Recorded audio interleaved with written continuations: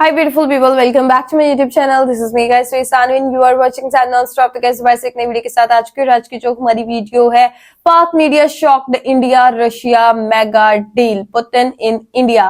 तो पुतिन साहब, आप लोगों को पता है इंडिया के अंदर पीएम मोदी के साथ जो है उनके बड़े अच्छे और गहरे किस्म के ताल्लुकात और वहां पे डील्स भी जो है क्रैक की जा रही है, बड़ी बड़ी डील। ठीक है, तो लाइक करना है, सब्सक्राइब करना है, दोस्तों के साथ इस वीडियो को शेयर करना है।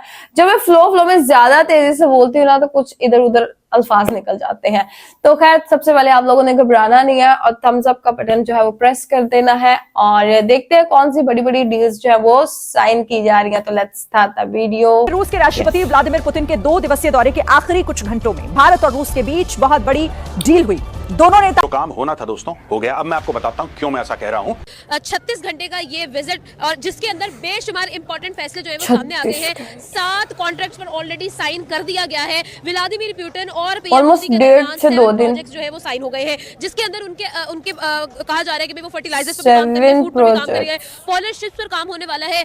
इवन दो डिफेंस की भी डील्स जो है उसके अंदर जो है वो इंक्लूडेड है। आपको क्या लगता है सर? कहा यह जा रहा है कि जैसे ट्रेड डील्स हो रही हैं, डिफेंस डील्स हो रही हैं, बड़े वेपन्स की बात हो रही है कि Su-57 स्टेल्थ फाइटर जेट्स जो हैं वो खरीदे जा रहे हैं इंडिया की तरफ से, और फिर Su-400 500 इंडिया की तरफ से खरीदे जाएंगे पुतिन से।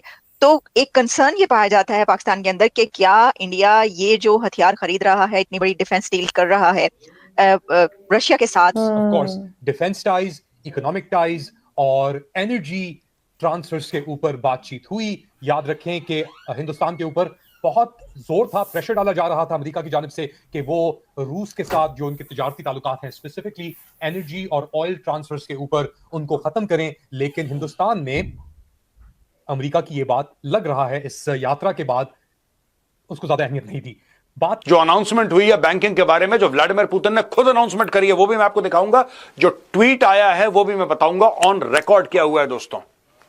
तो है ना कि ऑलरेडी भी तो रशिया और इंडिया की बहुत बड़ी ट्रेड एक बड़े लेवल पर हो रही है। $69 बिलियन की ट्रेड तो ऑलरेडी उनका कॉरिडोर है, और अब वो लोग इस चीज को इंक्रीज करके 100 बिलियन की तरफ लेकर जा रहे हैं। उनकी तरफ से ये कहा जा रहा है कि भाई ना सिर्फ वहां हम लोग सिर्फ एक्सपोर्ट करेंगे बल्कि हम लोग इंपोर्ट भी शुरू करेंगे। ये रशिया की तरफ से कहा जा रहा है। इसकी तरफ से ये होता है कि मिस इसमें फेवरेटिज्म बड़ी आ जाती है कि शायद अपने वो हिडन जो उसके बिजनेस हैं वो इंडिया का ही ज्यादा सपोर्ट कर रहा हो, जिसकी वजह से पुतिन ने 36 घंटे इंडिया में गुजारे।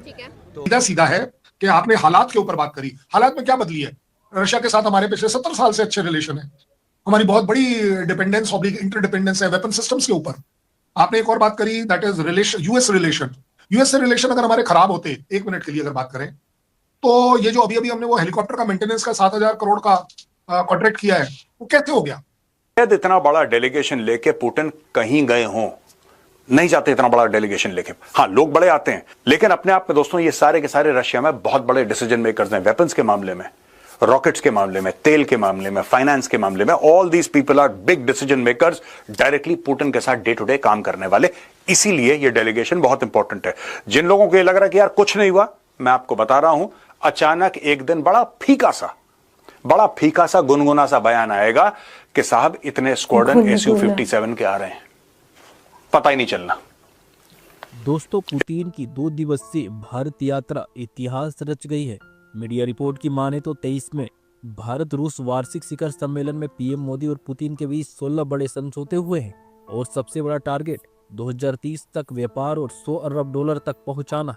रूस ने भारत को तेल और गैस की सप्लाई देने का भरोसा दिया है। पुतिन खुद बोले कि तेजी से बढ़ती भारतीय अर्थव्यवस्था के लिए हम हर जरूरी ईंधन उपलब्ध कराते रहेंगे। यानी साफ है, पश्चिम देशों के दबाव के बावजूद भारत और रूस की दोस्ती पहले से भी मजबूत नजर आ रही है।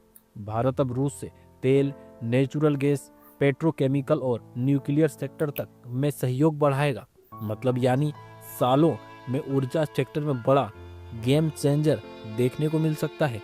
भारत जल्द ही रूस के पर्यटकों के लिए 30 दिन का फ्री टूरिस्ट वीजा का ग्रुप टूरिस्ट वीजा शुरू करेगा। यानी अब दोनों देशों के बीच पर्यटन भी तेजी से बढ़ेगा।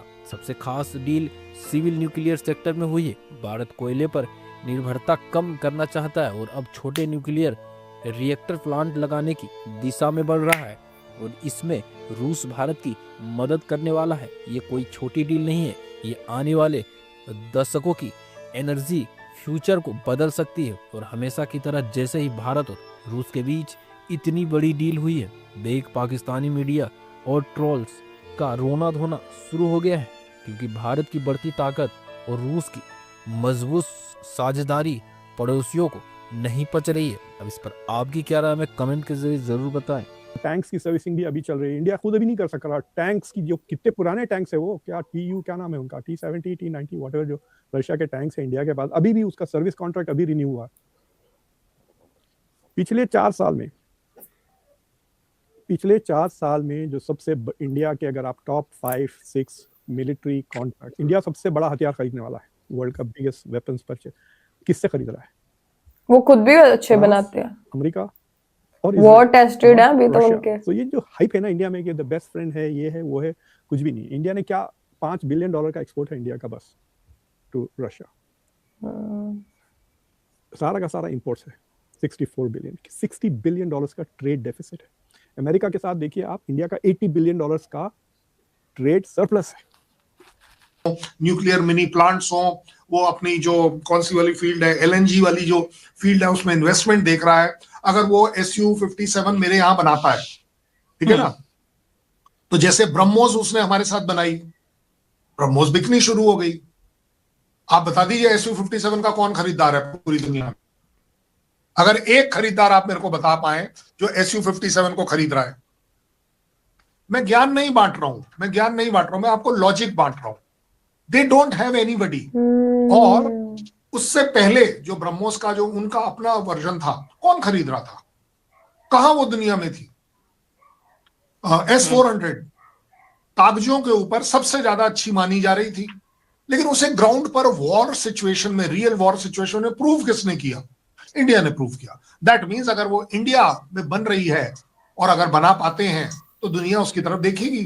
And it's a air defence system, so there should not be any problem in that to anybody, मैं तो कहूंगा।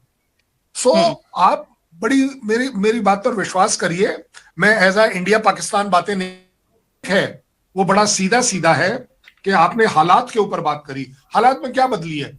रशिया के साथ हमारे पिछले 70 साल से अच्छे रिलेशन है, हमारी बहुत बड़ी डिपेंडेंस है हमारे जैसे कंट्रीज में कि जी वो हमसे बड़े सुपीरियर हैं जी, उनमें बड़ी अकल है, बड़ा पैसा है, एजुकेशन व्हाटएवर। हम अपने से तो सुपीरियर ही समझते हैं ना। अभी भी आप देख लीजिए हमारे लोग जिस तरह से एम्बेसीज वगैरह में, यूरोपियन एम्बेसीज में जाते हैं और वहां जाके जैसे लग रहा होता है झुके जा रहे हैं, ऐसा लगता है उन्होंने कोई एहसान कर दिया है उन्होंने। नहीं, वो तो गोरी चमड़ी का है। गोरी चमड़ी को भारत वाला जो है ना, हमारे आपकी तरफ भूरा पीला आदमी जो है, वो गोरी चमड़ी देखते ही समझता है ये बहुत रिच है, ये बहुत सच्चा आदमी है, ये बहुत ईमानदार है, और इसके यहाँ पता नहीं सत्यनिष्ठ आदमी है, और इसके यहाँ पता नहीं किस तरीके की डेवलपमेंट है। ऐसा कुछ नहीं है भाई। जो कमियां आपकी हैं वो कमियां उनके अंदर है, कूट कूट करके हैं। भारतवर्ष को तो बदनाम करने में जितना इस्लामिक आक्रांताओं का काम नहीं था, उन्होंने तो फोर्स का यूज किया, लेकिन इंटेलेक्चुअल फोर्स का यूज भारत को बदनाम करने के लिए वो काम किया ये वेस्ट ने अपनी किताबों में। उनकी पहली बड़ी कंट्री है पॉपुलेशन के पॉइंट ऑफ व्यू से। रशिया आपको पता है एक तगड़ी इकोनॉमी है, टॉप 5 में आते हैं। तो वो एक टोयोटा की गाड़ी में बैठना है, तो कहीं ना कहीं जो हमें इस चीज़ से जो नतीजा हम निकालते हैं वो ये है कि वो जापान को अपने साथ मिलाना चाहते हैं। जापानी गाड़ी में नरेंद्र मोदी और पुतिन बैठते हैं और वो जापान को अमेरिका से दूर ले जाने की बात करते हैं। वो इस वजह से, जैसे कि अभी हाल ही में आपको पता है कि जापान ने $1 ट्रिलियन की इन्वेस्टमेंट का ऐलान किया है अमेरिका में, और ये टोयोटा करोला का प्लान, वही तो मैं कह रही, बहुत मुश्किल है। ये डिमांड थी कि अगर आप, क्योंकि आपके गाड़ियों की, जापानीज गाड़ियों की अमेरिका में बहुत ज़्यादा डिमांड है, तो अगर आप अपनी ये कार्स हमारी कंट्री में बनाएंगे तो हम फिर आपको टैरिफ पर थोड़ा सा रिलीज देंगे। इसी के वजह से जापान ने